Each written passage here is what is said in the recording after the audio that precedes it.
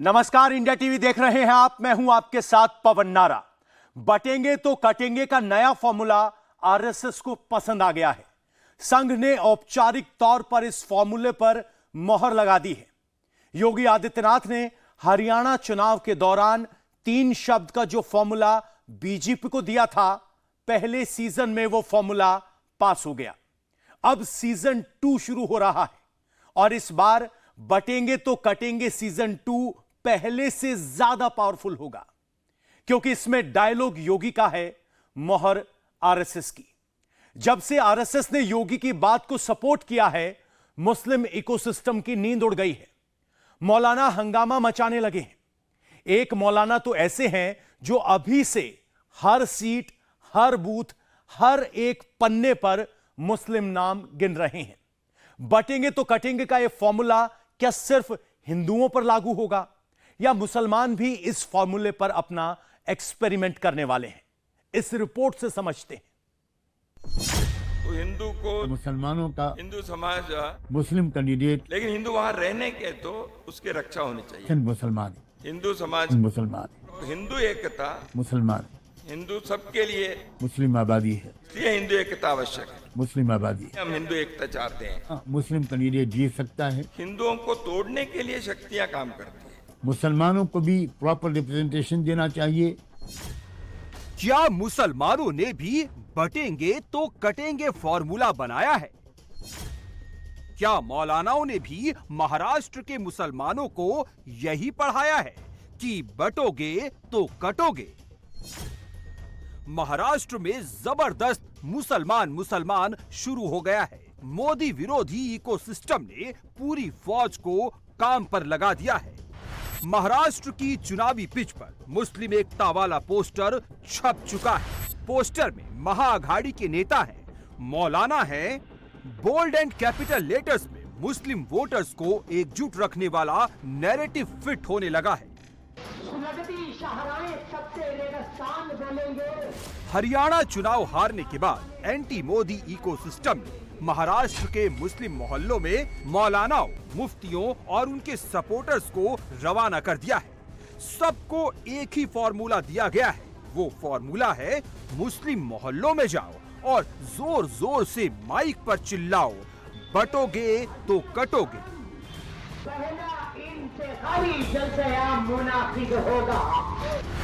हरियाणा चुनाव के वक्त योगी ने एक नारा दिया था, हिंदुओं के सामने कहा था, पब्लिकली कहा था, बटे तो कटे। याद रखना, बटे तो कटे। कोई ऐसी गलती मत कर देना कि जो आपस में बटे। याद रखना, बटे तो कटे, ये कभी नहीं होने देना है। हरियाणा में बीजेपी का बटे तो कटे वाला प्रयोग सक्सेसफुल रहा। हिंदू एकजुट हो गया और अब महाराष्ट्र चुनाव में भी योगी का वही फॉर्मूला रिपीट हो रहा है। बीजेपी ने बटोगे तो कटोगे को अपना परमानेंट फॉर्मूला बना लिया है और बीजेपी के इस स्लोगन को अब आरएसएस ने भी सपोर्ट कर दिया है। स्लोगन को उसमें कटेंगे बटेंगे जो भी कहें, स्पिरिट क्या है? हिंदू समाज एकता से, एकात्मता से नहीं रहेगा तो इतिहास कहता है। अब हम तो कहते हैं, जब जब हिंदू भाव को भूले आए विपद महान, भाई टूटे धरती कोई, मिटे ही धर्म संस्थान। ये हमारे गीत है। तो उसको आजकल की भाषा में ऐसे आपने जो कहा वैसे हो सकता है। तो मुद्दा क्या है? स्पिरिट यही है, समाज की एकता, एकात्मता। हम जाति, भाषा, प्रांत के अगड़ा पिछड़ा भेद से हम करेंगे तो हम कटेंगे। हिंदुओं को तोड़ने के लिए शक्तियां काम करती है, तो उससे आगाह करना पड़ता है। उसके लिए सावधानी रखनी पड़ती है। वो कई प्रकार की शक्तियां हैं। तो हिंदू को जाति के नाम पर तोड़ेंगे, विचारधारा के नाम पर तोड़ेंगे और किसी नाम पर तोड़ेंगे, तो उसको हमें सावधान रहना पड़ेगा। इधर आरएसएस ने बटोगे तो कटोगे का समर्थन किया, उधर महाराष्ट्र के मुस्लिम मोहल्लों में मौलानाओं, मुफ्तियों और वोट बैंक की पॉलिटिक्स करने वालों ने पूरी ताकत लगानी शुरू कर दी। सीट गिनो, वोट गिनो, पन्ना गिनो, पन्ना प्रमुख बनाओ, एक एक मुसलमान के घर जाओ। महाराष्ट्र के मुसलमानों को एकजुट करने वाला ग्राउंड ऑपरेशन शुरू हो गया है। और अब महाअघाड़ी ने मौलानाओं के इशारे पर, मुफ्तियों के इशारे पर महाराष्ट्र के चुनाव को पूरी तरह धर्म पर शिफ्ट कर दिया है। और इसके लिए मुस्लिम मोहल्लों में मैसेज क्या दिया जा रहा है? मैसेज दिया जा रहा है कि मोदी को महाराष्ट्र में हराना है तो मुसलमानों को साथ लाना है। मैसेज दिया जा रहा है कि मोदी को अगर दिल्ली से हटाना है तो महाराष्ट्र में मुसलमानों को महाअघाड़ी को जिताना है। महाराष्ट्र में इलेक्शन आने वाले हैं स्टेट असेंबली के। ये बात आप सब जानते हैं कि अब ये आम असेंबली इलेक्शन नहीं रहा है। बड़ी हद तक इस इलेक्शन का असर भारत सरकार और भारत देश के मुस्तकबिल पर पड़ने वाला है। ये बात किसी सबूत की मोहताज नहीं है कि मुल्क के अक्सर बाशिंदे, भारत के अक्सर नागरिक दिल्ली सरकार में बदलाव चाहते हैं। दिल्ली सरकार में बदलाव चाहते हैं, बदलाव चाहते हैं, बदलाव चाहते हैं। तो क्या मुसलमानों को एकजुट कर महाराष्ट्र जीतकर दिल्ली में मोदी को हटाना चाहते हैं विरोधी? क्या महाराष्ट्र चुनाव से पहले मुसलमानों के पीछे छिपकर मोदी के खिलाफ हो रही है कोई बहुत बड़ी साजिश? चौंकाने वाला खुलासा हुआ है। कैमरे पर मोदी के दुश्मनों का कबूलनामा कैप्चर हुआ है। आरएसएस ने कह दिया, देश में एक इकोसिस्टम हिंदुओं को तोड़ने के लिए काम कर रहा है। योगी के बयान को आरएसएस ने बिना लाग लपेट के सपोर्ट कर दिया है। इसी के बाद अब मुसलमानों ने भी एकजुट होने का फैसला कर लिया है और महाराष्ट्र में मुसलमानों को जोड़ने का काम मौलानाओं और मुफ्तियों की टोली को ठेके पर दे दिया गया है। कोई पुणे में बैठकर तो कोई दिल्ली में बैठकर वीडियो बना रहा है। महाराष्ट्र के मुसलमानों के नाम संदेश भिजवा रहा है। इस इकोसिस्टम को लीड करने वाले में एक नाम है मौलाना सज्जाद नोमानी का, जो पिछले दिनों महाराष्ट्र का राउंड लगा कर आए हैं और महाराष्ट्र के मुसलमानों को 20 नवंबर वाला प्लान बताकर आए हैं। मौलाना साहब का प्लान क्या है? प्लान नंबर 1 है महाराष्ट्र के मुसलमान एकजुट रहे, 20 नवंबर को 100% वोट डालें। प्लान नंबर 2 है मुसलमान अपना वोट बटने ना दे, खुलकर महाअघाड़ी के लिए वोट करें। अब एक मौका मिला है महाराष्ट्र में महाराष्ट्र के वोटरों को। मैं सबसे पहले तो तमाम महाराष्ट्र के वोटरों से ये अपील करना चाहता हूं कि वो आने वाले चुनाव में 100% वोट डालें। कोई वोट ऐसा न रह जाए, वैलिड वोट जो पड़े ना। इस बात की भी अपील करता हूं कि अपने वोट्स को तकसीम न होने दें, विभाजित न होने दें। बहुत से कैंडिडेट खड़े किए जा रहे हैं, डमी कैंडिडेट्स हैं। जो लोग उनको खड़ा कर रहे हैं उनका मकसद उनको जिताना नहीं है, बल्कि उनके जरिए से वोट काटना है, या मुसलमानों का या दूसरे कमजोर तबकात का। मौलाना सज्जाद नोमानी के पास एक तीसरा प्लान भी है और उस प्लान का खुलासा भी खुद उन्होंने ही किया है। वो भी महाअघाड़ी के नाम संदेश जारी करके, पोस्टर में बड़े बड़े टेक्स्ट लिख के। महाराष्ट्र में करीब 38 विधानसभा सीटें ऐसी हैं जहां 20% से ज्यादा मुस्लिम आबादी है। इन 38 में से 20 सीटों पर 2019 के विधानसभा चुनाव में एआईएमआईएम ने 2, कांग्रेस ने 7 और बीजेपी ने 11 सीटें जीती थी। इन 38 में से 25 सीटों की पूरी लिस्ट मौलाना नोमानी ने अपनी रिसर्च टीम से कहकर रेडी करवाई है। मुस्लिम कैंडिडेट कहां-कहां जीत सकते हैं, मौलाना साहब ने खुद कैलकुलेट करके सब बताया है। किस इलाके में कितने मुसलमान वोटर्स हैं, मौलाना साहब ने पूरी लिस्ट महाअघाड़ी गुट को भेज दी है।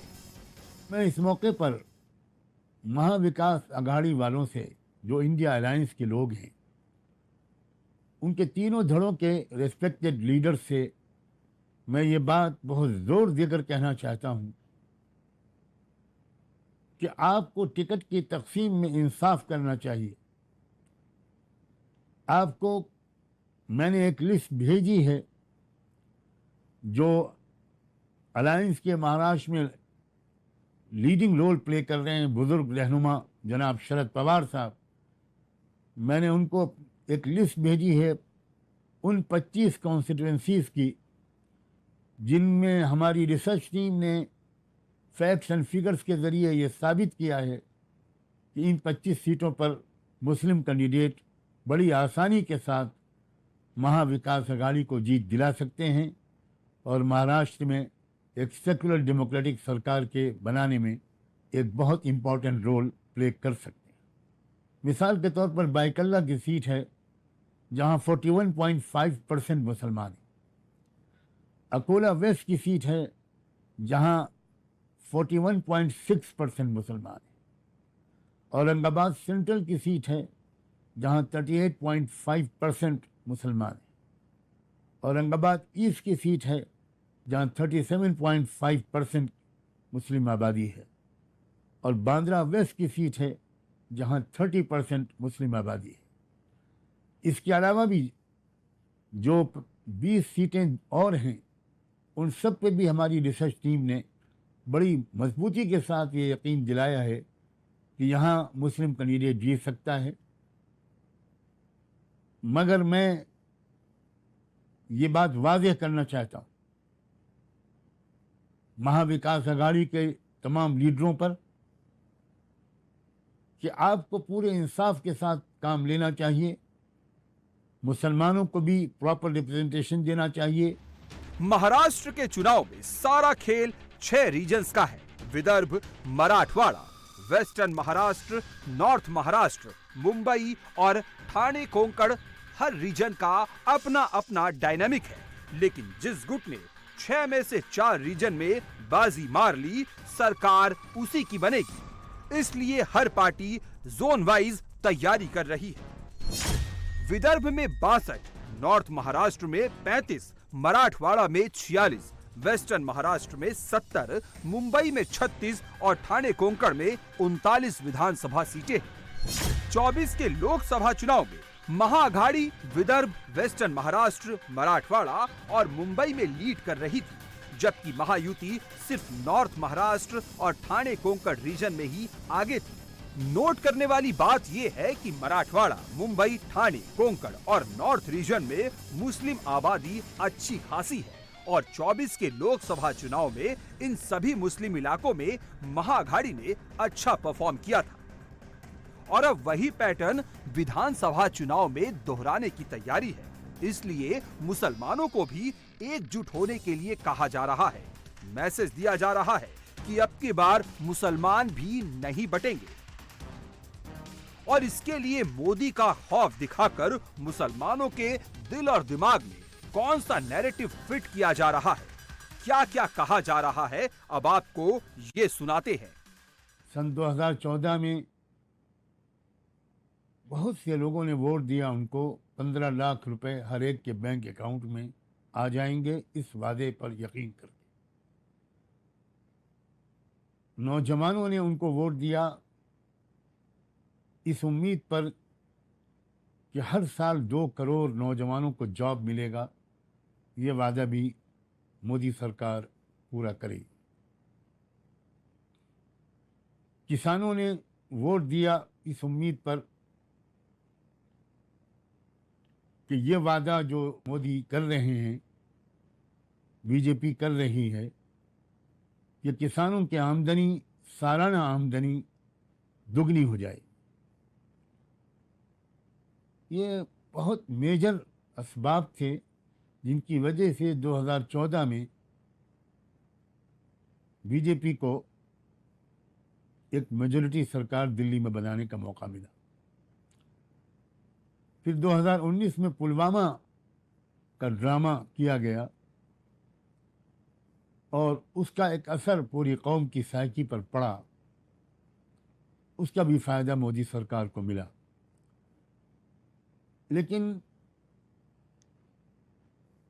10 साल के अरसे में नौजवानों ने भी समझ लिया, किसानों ने भी समझ लिया। 15 लाख किसी के अकाउंट में नहीं आए, महंगाई बहुत बढ़ गई, बेरोज़गारी बहुत बढ़ गई, किसानों को लंबा एहतजाज करना पड़ा, सैकड़ों किसानों को जान देनी पड़ी। तो उसके नतीजे में 2024 के लोकसभा इलेक्शन में मोदी सरकार को अक्सरियत नहीं मिली और बैसाखियों पर उस सरकार को चलना पड़ा। और इस बात में भी जानने वालों को कोई शक नहीं है कि अगर 79 सीट्स पर काउंटिंग में घोटाला न किया गया होता तो आज मोदी सरकार अपोजिशन में बैठी होती। महाराष्ट्र की सियासत में 3 दशकों में ऐसा कभी नहीं हुआ जब किसी एक पार्टी की सरकार बनी हो। साल 1995 से ही महाराष्ट्र में गठबंधन की सरकार बनती आई है। इस बार भी वही होगा। अब की बार भी पलड़ा महायुति का ही भारी है, क्योंकि हरियाणा में मिली जीत ने बीजेपी को नई संजीवनी बूटी दे दी है। ऊपर से महायुति में कहीं कोई टकराव की स्थिति नहीं है, गाड़ी बिल्कुल पटरी पर चल रही है।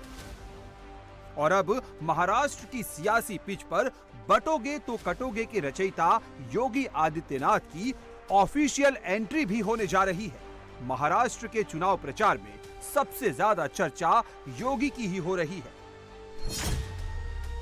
सूत्रों के मुताबिक महाराष्ट्र में योगी आदित्यनाथ की सभाओं की सबसे ज्यादा डिमांड है। हिंदुत्व की लाइन पर महाराष्ट्र में योगी आदित्यनाथ की 30 सभाओं की डिमांड आई है। जाहिर सी बात है, योगी आदित्यनाथ जब महाराष्ट्र की चुनावी पिच पर बैटिंग करने उतरेंगे तो हिंदुओं के लिए बटोगे तो कटोगे वाले स्क्रिप्ट जगह जगह पढ़ेंगे। और ये बात महाविकास अघाड़ी को अभी से चुभने लगी है। अपने मुस्लिम वोट बैंक को डिफेंड करने के लिए, उसे एकजुट करने के लिए महाअघाड़ी के सारे बड़े नेता योगी आदित्यनाथ की महाराष्ट्र में एंट्री से पहले ही उन पर टूट पड़े हैं। बटेंगे तो कटेंगे, ये काटने की लाइन है ना। कटेंगे शब्द का भी इस्तेमाल हुआ है, और इसके ऊपर भी फिर आप अगर कहते हैं कि ये काटने वाली लाइन नहीं है, मुझे लगता है कि महाराष्ट्र की जनता लिखी पड़ी है और उनको समझता है काटने का इरादा किसका है और किसको काटना है। बाबा जी तो अपने खुद के उत्तर प्रदेश में अपनी पार्टी को नहीं बचा पाए लोकसभा में, अपने खुद के उत्तर प्रदेश में ऐसी सीटें हैं। अयोध्या नहीं बचा पाए, चित्रकूट नहीं बचा पाए। अब देखिए ना, तो बाबा जी महाराष्ट्र में आकर क्या करेंगे? आने दो, भड़काऊ भाषण करेंगे, दंगे भड़काने की कोशिश करेंगे। बाबा जी को आप ध्यान में रखना चाहिए, एक राज्य के मुख्यमंत्री है। बटेंगे कटेंगे उनका नारा बहुत चला सर। नहीं, बटेंगे कटेंगे तो में भी पोस्टर लग रहे हैं। पोस्टर लगने तो यहाँ ना कोई बटेगा ना कोई कटेगा। ये महाराष्ट्र है भाई, ये फुले शाहू अंबेडकर और छत्रपति शिवाजी महाराज का महाराष्ट्र है। इस प्रकार के जो राजनीति है ना, बटेंगे कटेंगे वाली, इस राज्य में मुंबई में नहीं चलेंगी।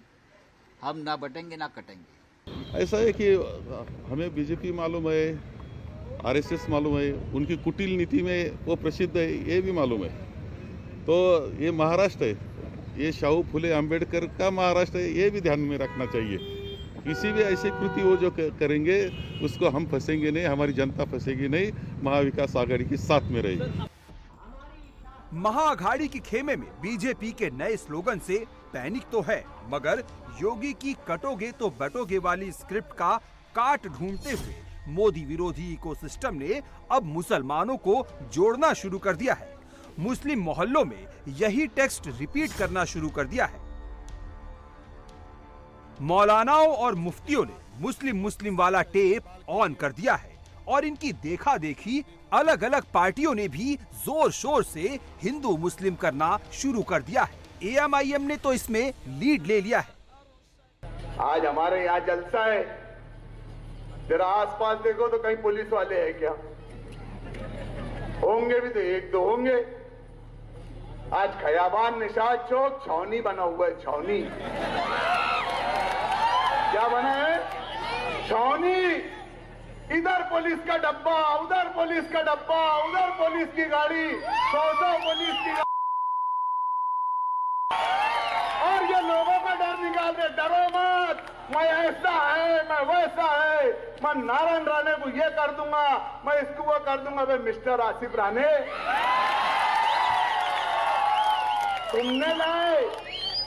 तुमने लाए वो चिरकुट को, वो 1.5 फुटे की औकात। अबे हाथ लग जाएंगे तो दबा देकर पेटवा मर जाएंगे। आने दो, आने दो। मस्जिद में घुस के मारेगा, मस्जिद में। अबे तेरी औकात है क्या? अबे सोच साले गर्दी में चलेगा, 4 के बीच में कहीं भी दब जाएगा। और किसको बोलने जा रहा तू? किसको? हाय, अबे ईमान वाला को मारेगा। सोने रहेंगे, जगा मत, जगात मत, समझा क्या चिरकुट? और यहां तेरे जो हवारी मवारी है उनको भी मना कर। मौलाना सज्जाद नोमानी ने महाराष्ट्र के मुसलमानों को 100% वोट डालने का संदेश जारी किया है। महाअघाड़ी के नाम पर पोस्टर बैनर बनाकर 25 सीटों पर मुस्लिम कैंडिडेट्स उतारने की सलाह दी है। लेकिन फिलहाल तो सिचुएशन ये है कि महाविकास अघाड़ी में शामिल तमाम दलों में मुस्लिम बहुल सीटों की दावेदारी में एक अनार 100 बीमार की स्थिति पैदा होती दिखाई दे रही है। महाअघाड़ी में कांग्रेस और पवार गुट की एनसीपी तो पहले से मुस्लिम बहुल सीटों और मुस्लिम मतों पर अपना अधिकार समझते रहे हैं। अब इसमें ठाकरे गुट की शिवसेना की भी एंट्री हो गई है। इस बीच सीट शेयरिंग को लेकर कांग्रेस की सीईसी में राहुल नाराज हो जाते हैं। कांग्रेस की मजबूत सीट ठाकरे गुट को क्यों दे दी, ये कहकर राहुल बीच बैठक से उठकर चले जाते हैं। ठाकरे गुट तक खबर पहुंचती है तो वो नाराज हो जाती है। मान मनव्वल के लिए कांग्रेस के बाला साहेब थेराट मातोश्री पहुंच जाते हैं। बाहर कैमरे पर आकर बताते हैं कि अभी भी कुछ सीटों पर पेंच फंसा हुआ है। बातों बातों में वो राहुल की नाराजगी की बात भी इशारों में कबूल कर जाते हैं। ऐसा है कि अभी म्यूचुअल अंडरस्टैंडिंग चल रही है। कुछ मुंबई के बारे में थोड़ी सी चर्चा हम तो कर रहे हैं, उसमें भी फिर एक बार बैठना पड़ेगा हमें और उसमें भी कुछ ना कुछ हल निकालेगा। तीनों दलों में से कोई एक पार्टी 100 सीट पर लड़ेगी, आप लोग का कांग्रेस का प्रयास है या अभी तक टोटल की नहीं हमने सब सीट की। राहुल जी की नाराजगी की खबरें कल से आ रही थी कि ये बिल्कुल गलत खबरें है। कोई नाराजगी नहीं है। वो है ऐसा होता है कि ये सीट क्यों नहीं मिला, वो सीट क्यों नहीं मिला, ये मिलना चाहिए, वो मिलना चाहिए, इतने तक हो सकती है।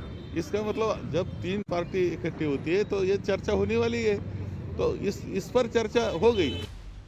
इतना ही नहीं, जो अखिलेश और उनकी पार्टी योगी की हिंदुओं को लेकर दिए बटोगे तो कटोगे वाले बयान के तर्ज पर मुसलमानों को ना बटने की सलाह देते हैं। उसी समाजवादी पार्टी को महाअघाड़ी महाराष्ट्र में मुस्लिम सीटों पर कोई भाव नहीं देती है। अबू आजमी ने शनिवार दोपहर तक का अल्टीमेटम दिया था। अब वो एक नई धमकी देने लगे हैं। महाअघाड़ी पर ही टूट पड़े हैं। ये सीटों का बंटवारा तो इलेक्शन के अनाउंसमेंट के पहले हो जाना चाहिए। जब पहले से महाविकास अघाड़ी बनी हुई है, इंडिया अलायंस बनी हुई है, तो फिर कंफ्यूजन किस बात का। लेकिन हमारा आपस में अगर सीटों की खींचातानी होगी, मैं समझता हूँ ये बिल्कुल ठीक नहीं है। हमें भी शामिल किया गया है महाविकास अघाड़ी में, लेकिन अभी तक हमारी कोई सीट की बातचीत नहीं हुई है। आदरणीय शरद पवार साहब ने कल दोपहर तक मुझे बताया है कि मैं कल बताऊंगा आपको क्या करना है।